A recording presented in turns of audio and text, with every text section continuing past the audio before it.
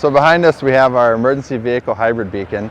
This is a signal of sorts that's been installed to help emergency vehicles as they leave the new central fire station. So this is on 80th Street between Jamaica Avenue and Park High School is where we're at. So the way this works is a little different than a typical signal.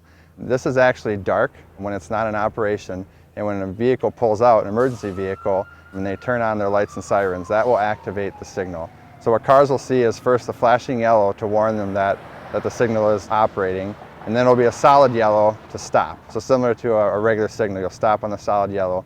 Then it'll be solid red, so you'll wait for the vehicle to come out, and then at the end it's flashing red, and that's just a little bit extra time under the flashing red where vehicles will stop, and if there's no emergency vehicles coming, then they can proceed, and after that the system would go dark again.